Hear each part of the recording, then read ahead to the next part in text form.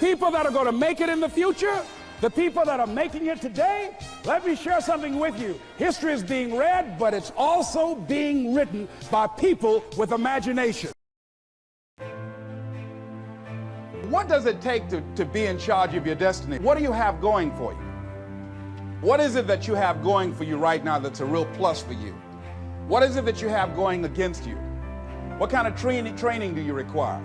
What is it that you need to learn? Don't worry about the fact that you don't have all the things you need in order to make it happen. Decide that you're going to do something about it. Become an active force in your life.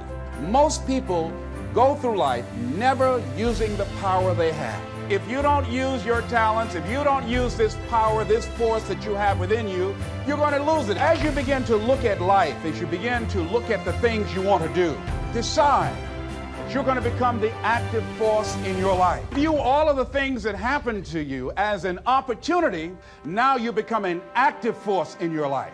Now you are the one, rather than running from things as they begin to change, you become a change driver because you know that you've got the power within you to make the difference. This force, this power, this energy that you have, that's more powerful than anything that can ever happen to you. How are you feeling this evening?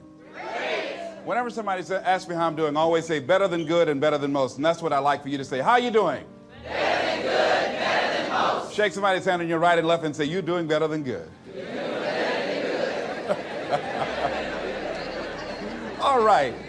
You know, I like to say that because I believe that we are. We have a lot of things going for us that many of us don't realize, and many of us really never use all the things that we have going for us and ever act on the things that we'd like to act on. And consequently, most of us go through life sleepwalking, never really discovering our true potential, never enjoying life to its full extent. And so, therefore, I think that there are some things that we need to begin to do to take charge of our destiny. How many of you like to take charge of your destiny? Raise your hand, please. Very good. All right. So we're going to do that. And you know, one of the things that really stimulated this, I was with a friend of mine. We were riding back after I'd spoken to her company, and they had a major downsizing. Now they call it right-sizing, when companies reduce the workforce for economic reasons. Well, at any rate, when we were on the plane and she said, you know, I'm no longer going to be with the company. And I said, no. I said, why? She said, well, my division has been eliminated. I said, well, you do have another plan, don't you? And she said, no. I said, but didn't they have something of this nature about a year ago?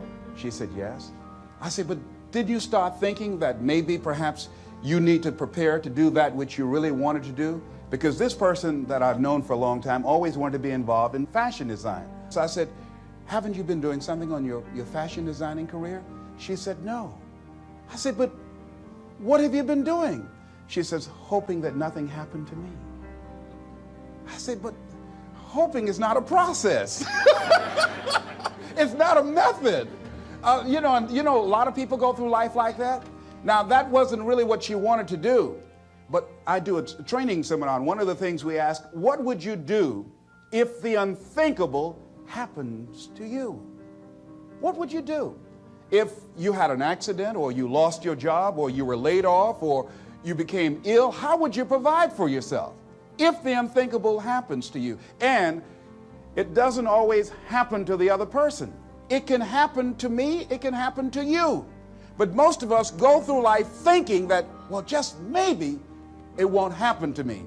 That we'll just read about somebody else that it will happen to us. Talking to a friend of mine by the name of Maria, who is wheelchair bound, and she said that she had an experience in her life that taught her that she's not immune from life, because she was diagnosed as having muscular dystrophy at age 15, and she figured that was tragic enough.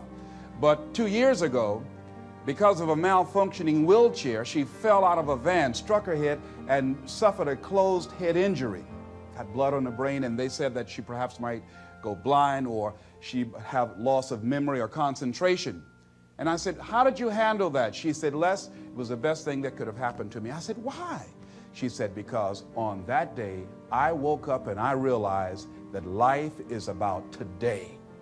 Living today. That whatever I want to do, I do it right now. She said, I enjoy getting up in the morning, looking out of the window, just looking at the grass. She said, because I could have lost my vision. She said, I'm appreciative of just the little things. Shake somebody's hand on your right and left and say, be thankful for the little things. Isn't that important? But we've got to begin to learn how to become thankful for the little things and live in life right now. So I want you to think about your ideas. All of us have ideas and things that we have not acted on. I want you to just think about them right now. E.L. Simpson said that an idea should be like a pen. You know, that a pen that you sit on and you jump up right away to do something with it. So I don't want you to just think about it. I want, when you leave here, I want you to jump and do something with it, all right? Now, so think about this idea. What does it take to be in charge of your destiny? Well, you got to begin to develop some skills, and you got to ask yourself a question. What do you have going for you? What is it that you have going for you right now that's a real plus for you? What is it that you have going against you? What kind of training do you require?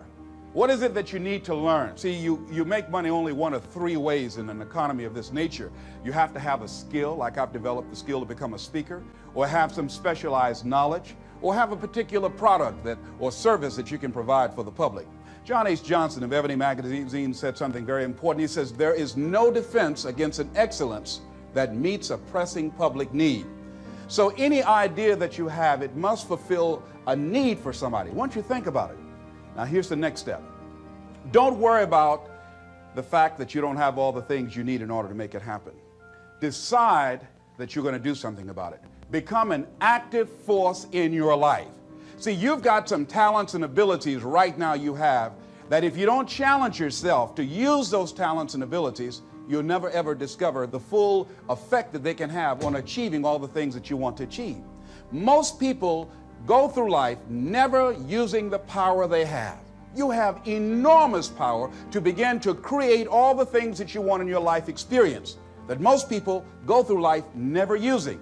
I travel a lot speaking around the country, and I was out of Detroit for around 2 months. I came back to the airport, went in the parking lot, put my key in the ignition, turned the key. Can anybody tell me what happened? Now, can you tell me why the car did not get started? The battery was dead. Why was it dead? I had not been using it. Repeat after me, please. If you don't use it, you lose it. See, ladies and gentlemen, if you don't use your talents, if you don't use this power, this force that you have within you, you're going to lose it. If you have the ability to write, and if you don't write, you're going to lose the ability to write as well as you do right now.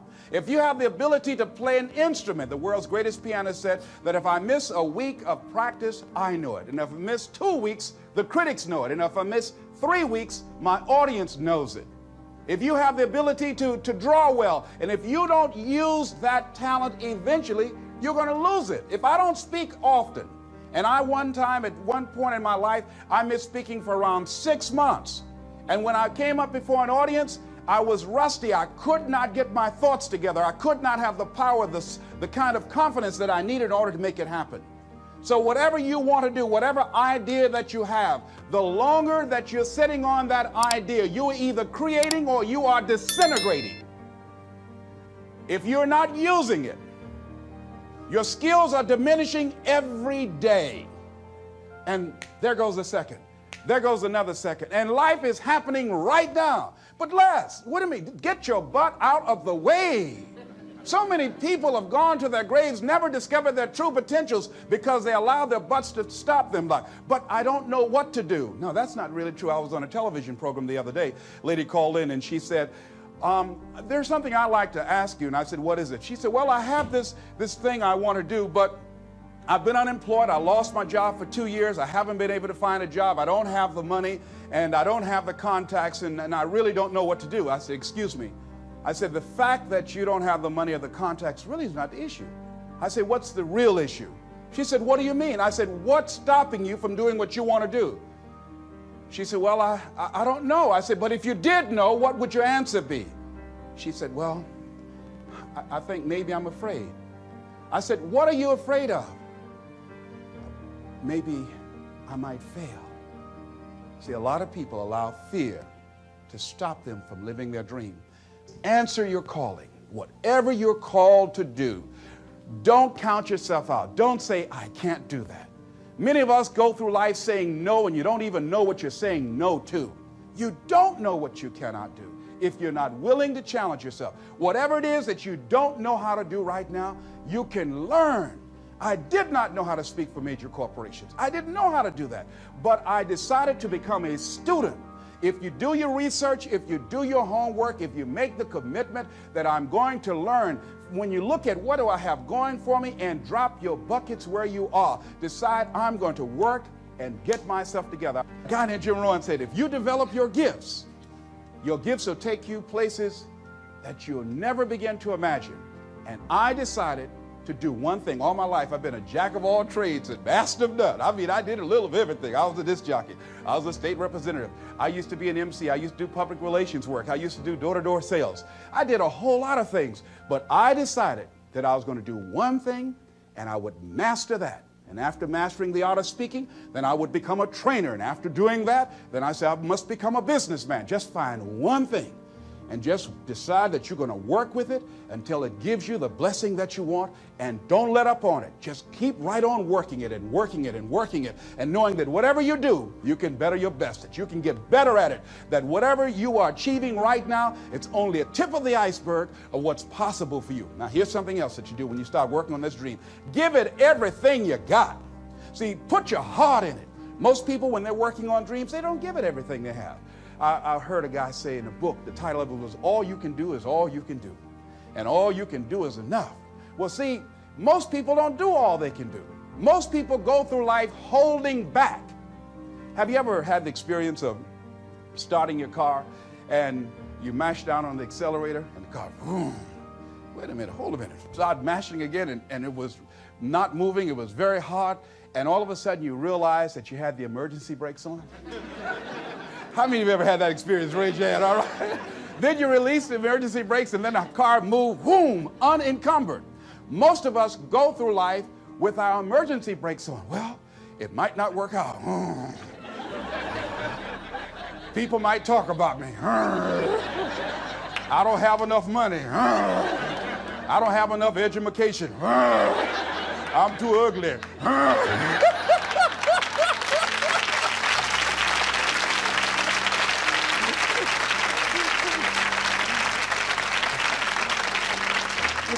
Shake somebody's hand on your right and left and say, what you have is enough. See, you know, there are two kinds of people in life. They're winners and whiners, you know. Most people go through life just whining. I didn't have enough money. I didn't have good credit. They didn't like me, you know. No, life is not about that. See, the major key to your taking charge of your destiny is you. I mean, if you have the credit of Ross Perot, that will help. All right? If you got somebody to co-sign for you, that will help. If you happen to be handsome, that will help, you know? If you have people who will support you, that will help. But all of those things are secondary. The major key to your taking charge of your destiny is you. It's you. And even though you might not have all the things going for you that you would like, you have the power within you as you begin to develop your consciousness, as you hold the vision of what it is that you want to do, as you decide to answer this small voice within you. Because as you respond to this voice that's telling you you ought to do this, the way will come, ideas will come to you. You will begin to attract things you need and things that you don't even know that you need right now.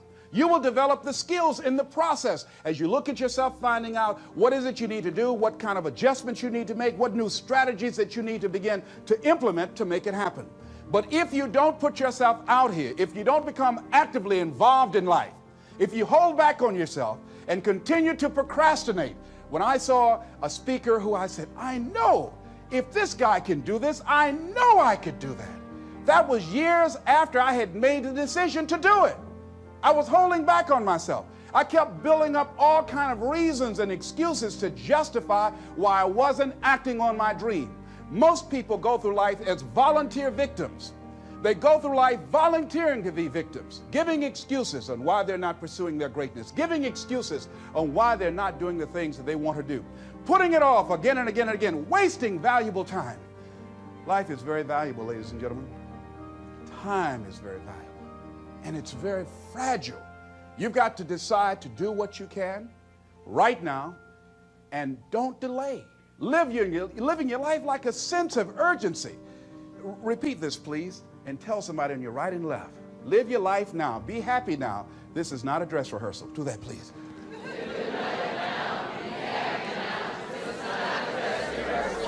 This is your Super Bowl.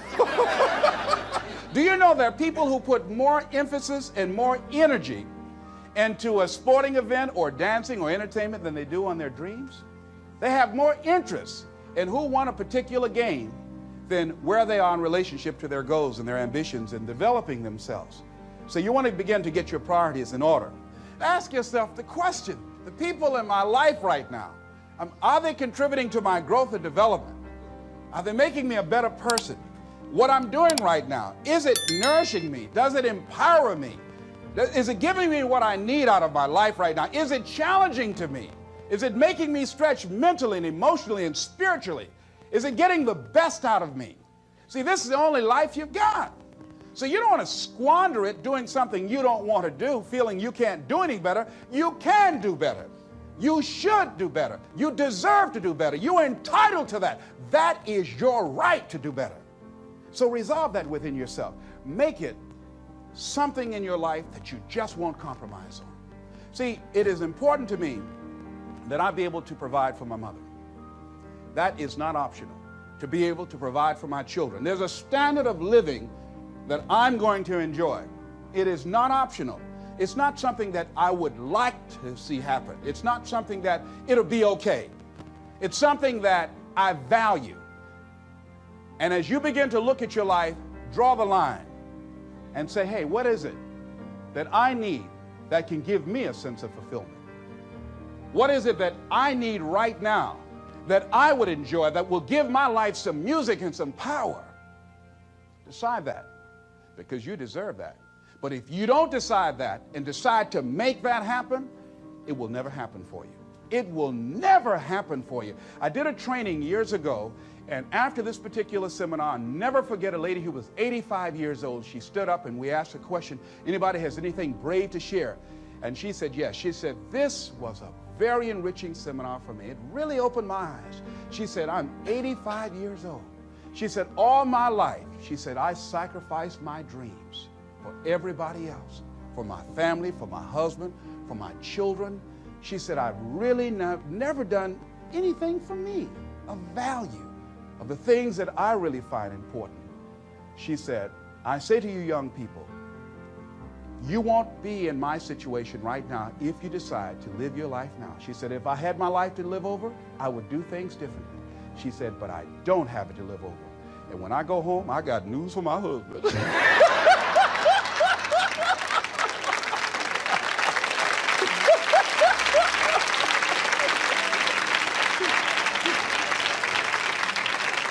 So repeat after me, please. I'm going to live my life now. I deserve that. I deserve that. Okay, now here's something else I want you to realize. Things are going to happen. You've just got to handle it. My goddaughter, Nika Williams, who lives in Columbus, Ohio, just this past week, 3 children in her neighborhood that she went to school with were sitting in a car talking. An intoxicated driver lost control of his vehicle and ran into that car and killed those 3 kids. The children that they went to school with experienced pain and grief and shock, but they became actively involved in putting together the funeral services. And I talked with her. And I said, how you doing, Anika? She said, I miss them. She said, but there's something that I realized, that many of the relationships we have in life, we take casually. And we don't say all the things that we really should say and do all the things with people that mean something to us that we really should do. And she said, I'm going to miss them, but it's really alerted me about how unpredictable life is. And so now she's going to become a very sharing person, more so than ever before, and all of the other young people that were involved. But they were handling it. And as you begin to look at your life, decide to handle things. When you decide that you want to begin to take control of your destiny, There are going to be some sacrifices that you're going to have to make. There'll be things that you're going to have to decide, I got to give this up. I've got to let this go. Many times you will have problems in your personal relationships. When I decided to become a motivational speaker, I was gone sometimes for weeks when I left home before coming back. And I'll never forget, I did a big major rally for a guy by the name of Dexter Yeager, a big Amway rally called Free Enterprise Day. And after speaking, people were chanting, "We want the motivator, we want the motivator." Well, I was excited. So I ran back to the phone after I came off stage and I called the young lady that I was dating then. I said, "Look," I said, "I wiped them out. They love me." They were saying, "We want the motivator." Listen, they're saying, "We want the motivator, we want the motivator." So she said, "Les, I need to tell you something." I said, "What?" And I heard a voice in the background said, "Hurry up and tell him." I said, "Who's that?" She said, "Les, you've been gone so long." I said, yes, I've been working on a dream, and I'm sorry, the relationship is over." "What? You gotta be kidding me." I said, "Hang up." I said, "Wait," and I said, "Mr. Motivator, come on." I said, "Hold a minute, wait." I said, "Mr. Motivator, come down." I said, okay. I went outside, I looked at the people, I said, "You got to have a dream that's real big."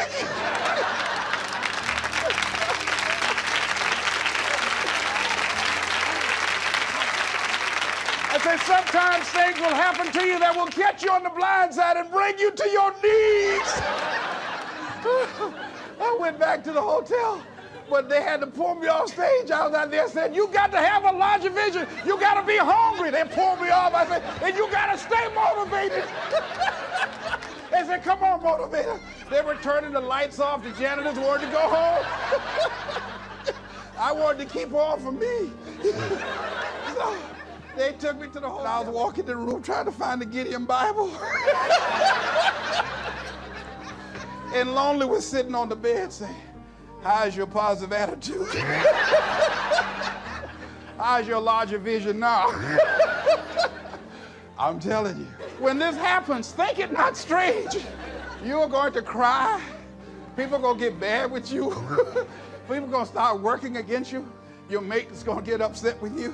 "Where you going?" "I'm working on a dream." "I got your dream. You ain't going to know it." People are going to start going crazy on you. Becoming jealous and envious, that's a part of the program. Understand that. See, that's why a lot of people say, "No, that's all right. I pass on the dream. That's all right." I just keep on biting my nails, hope nothing don't happen. But it's an experience that opposition, those obstacles that you will encounter, that's how you grow. That's how you become stronger.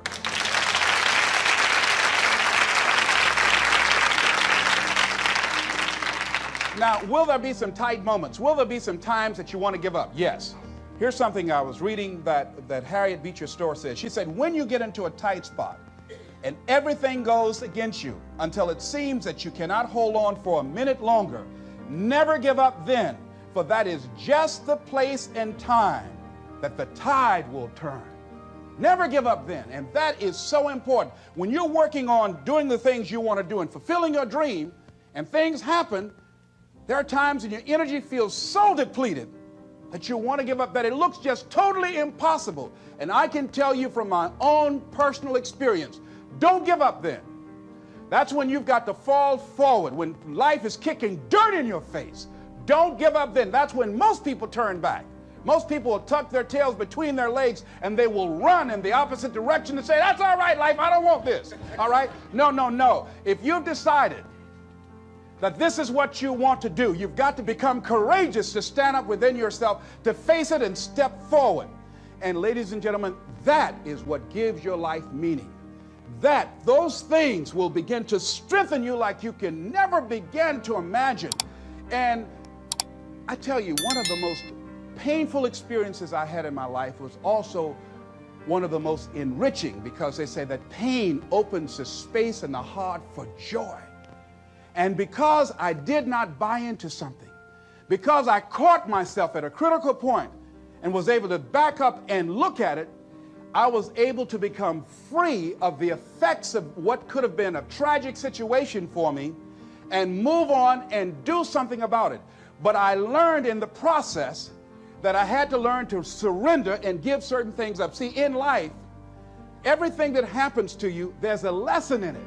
There's a lesson in it for you.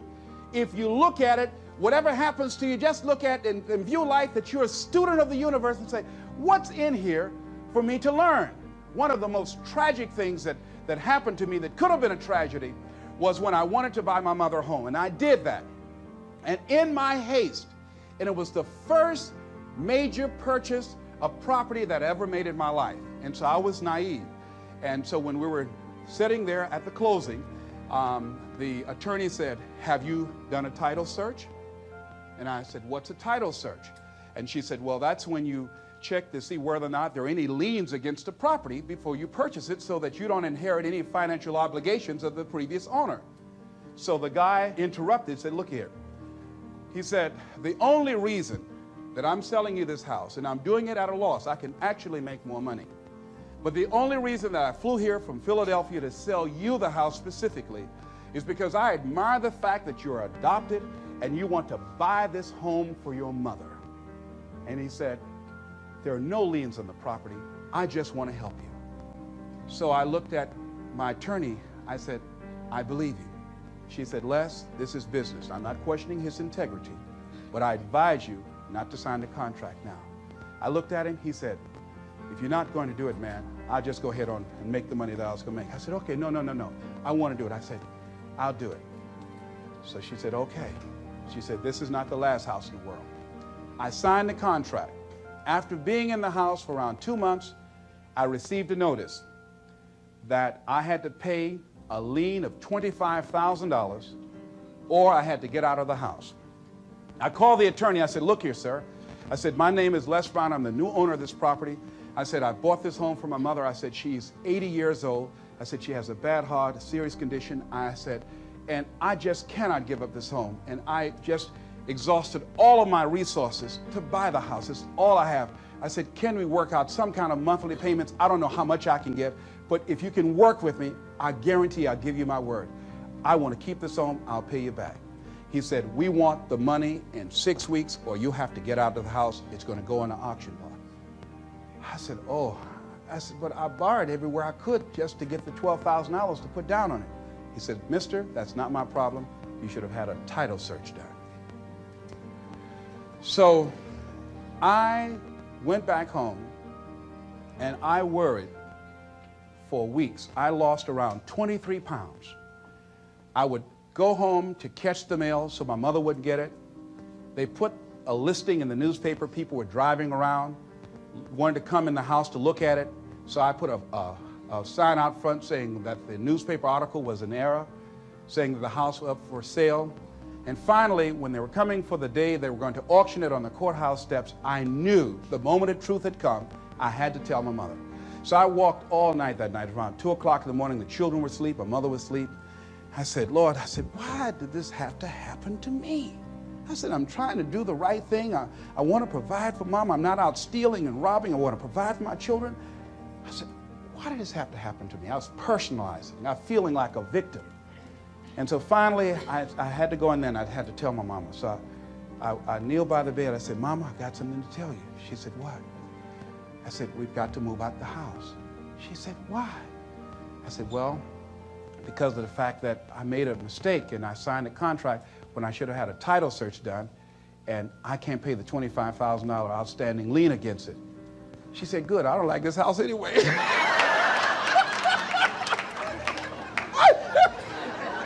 I said, but you told me you did. She said, I just said that for you because you liked it so much. She said, it's 2-story, baby, and the arthritis, I can't climb the steps. But you told me you could, Mama. Oh, I just did that for you. I walked up the steps and I was in the room saying, that fool crazy with this house. I said, oh, Mama. So I'll never forget when we had to pack up and go back to the old house we had moved out on in Liberty City, right down the street from Miami Northwestern High School. And the neighbors were out looking. Isn't that Mandy's boy? And they're coming back, you know. I was so embarrassed. I mean, I turned red, but couldn't nobody see it, you know.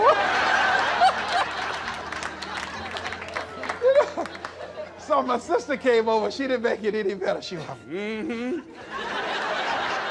mixed the big time. Won't get no job going around and running your mouth. Yeah, you got a dream to get mama home. Now, you back where you belong here. We came in the house and the roaches were playing bid whist. They said, y'all come on in, we miss y'all. And as I was taking furniture off the truck, I was so hurt and humiliated, and I felt beaten. And I began to cry, and I held my head down. And my mama said, hold your head up, boy. I said, Mama, I just can't, Mama. She said, hold your head up. You have nothing to be ashamed of. You did the best you could. Hold your head up. So I said, yes, ma'am, Mama. So I was carrying the furniture in. And I had to give a lecture that week on forgiveness. And I can't talk about anything unless I'm doing it myself. And I had to forgive and forget. Let it go so that I could grow. It took me time to work through that, but I did, and I was able to give the lecture. And to this day, I can't even remember the guy's name. But because I let it go and I began to focus my energy in the now, later I got a bigger and better home for my mama.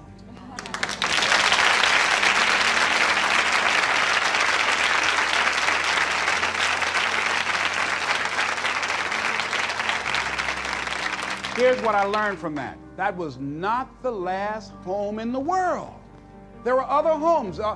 If I had just been willing to just let it go, he who cares less wins. And the guy called and said, you got to get out of there. If this is what happened, I could have, through worry and stress, I could have had a heart attack over a house that my mama didn't even like. Do you follow what I'm saying? So I now realize, hey, it's only things. And it's okay, they are replaceable. I lost everything except my spirit, and except the love of my mother and her respect and the respect of my children. Sure, people talked about me. Did they laugh? Yes. Did I feel humiliated? For a while, yes, I did. Embarrassed? Yes. And that's a part of it, but I didn't stay there. See, sometimes you can wallow in it, don't want to get somebody pull you out feeling good. Oh, I want to go back again. Don't wallow in self-pity. And there are people who will help you. You call them up and they'll give you a pity party, all right? No.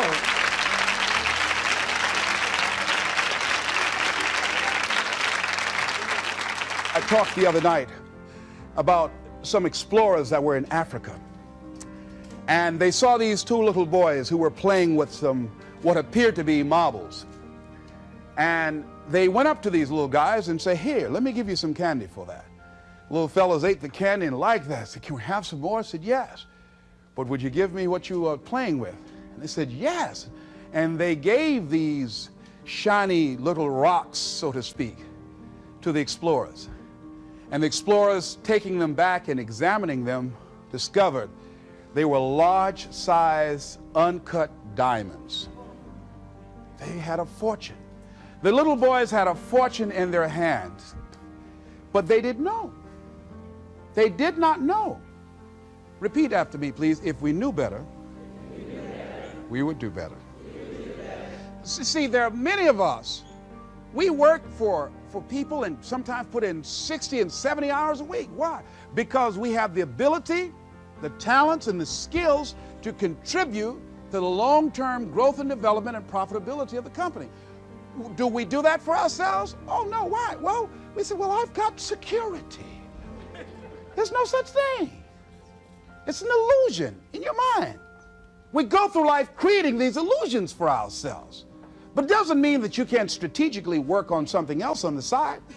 Develop some hobby of passion and find ways that you can begin to create some alternative methods of providing wealth for yourself. See, money is not important to me, but Rita Davenport said it's right up there with oxygen. But it is important to me that it not be important. I got that from Rhea Steele. That's important. It is important to me that it not be important. Make it important to you to live your dream. See, how many of you fly airplanes? You've been in an airplane? Raise your hand right. How many of you ever lost your luggage? Raise your hand, please. Raise your hand. All right, very good. Now, how many of you, if you knew your chances of getting to your next destination were as good as your luggage, would you still get on an airplane? No, no hands went up. You know why? You know why you can get on the airplane where your luggage is supposed to go and you show up and your luggage does not show up? Because the airline has made human cargo getting to the destination important, more important than the luggage. Aren't you glad? She said, yeah, I ain't gonna fuss no more.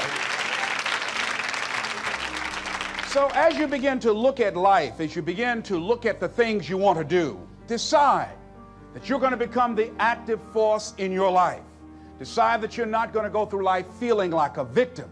Decide that when things become challenging, and they are, that you're not going to personalize it, that you're going to look at it and you do whatever you must do in order to work things out and learn from it. Learn from it. That's the key. I like what Charles Udall said. He says, in life, you will always be faced with a series of God-ordained opportunities, brilliantly disguised as problems and challenges. If you've lost your job, don't say that I've been laid off. Just say, I've been given an opportunity by the universe to find my life work.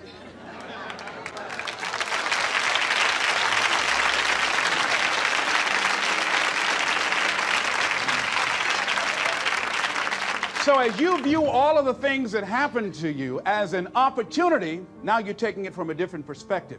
Now you become an active force in your life. Now you are the one, rather than running from things as they begin to change, you become a change driver because you know that you've got the power within you to make the difference. This force, this power, this energy that you have, that's more powerful than anything that can ever happen to you. You're more powerful than your circumstances or anything that you can experience right now. Decide that you're going to commit yourself to act on your ideas, to become happy. Commit yourself to live your dream. Commit yourself to become the architect of your future. There's something that I heard that Goethe wrote that I love very much. And it really, as you begin to operate out of this consciousness, you begin to experience a different level of living in terms of commitment. He says, until one is committed, there is hesitancy, the chance to draw back, always ineffectiveness. See, until you are willing to jump out there. Somebody asked me, how do I do that? I said, no. You don't need any answers now. You need to make the commitment. Once you make a commitment, then life will give you some answers. You can't decide just going to sit on the side of the pool and just stick your toe in. No, you've got to be willing to make the leap. Most people don't want to do that. They want to sit on the side and say, tell me, is it cold out there? Is it rough out there? Come on out and see.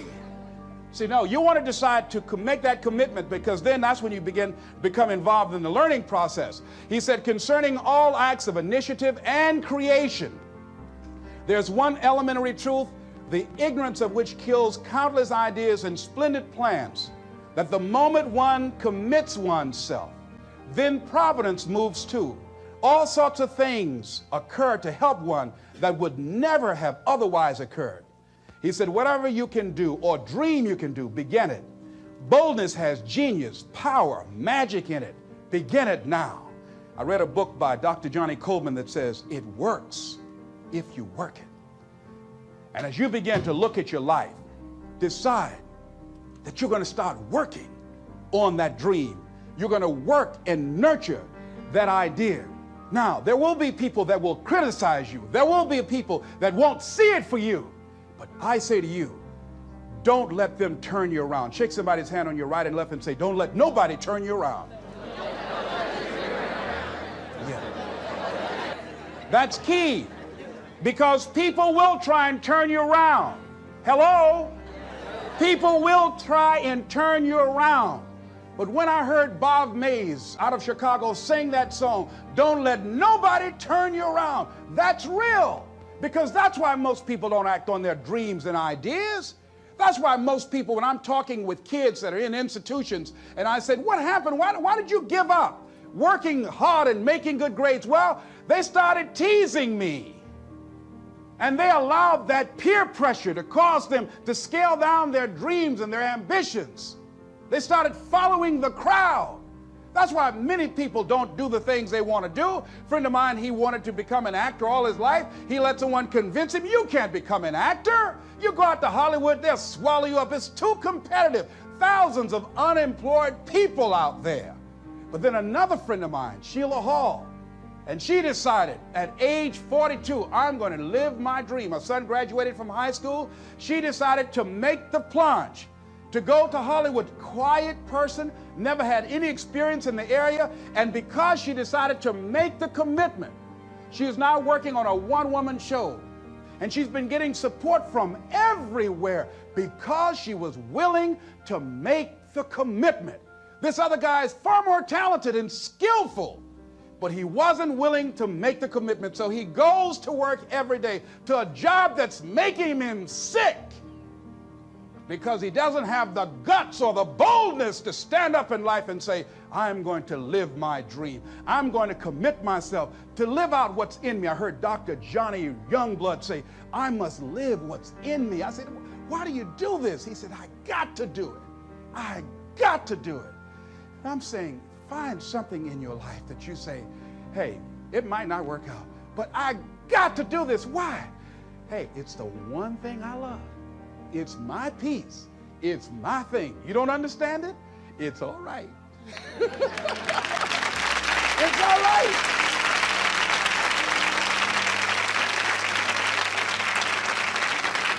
You don't need anybody to understand it. You don't need anybody to approve you. You don't need anybody to say, go ahead on and do it. If you get that, that's fantastic. If you get that encouragement, that's great. But I say stand up within yourself boldly and say, this is my life. I'm controlling my destiny. People that are going to make it in the future, the people that are making it today, let me share something with you. History is being read, but it's also being written by people with imagination.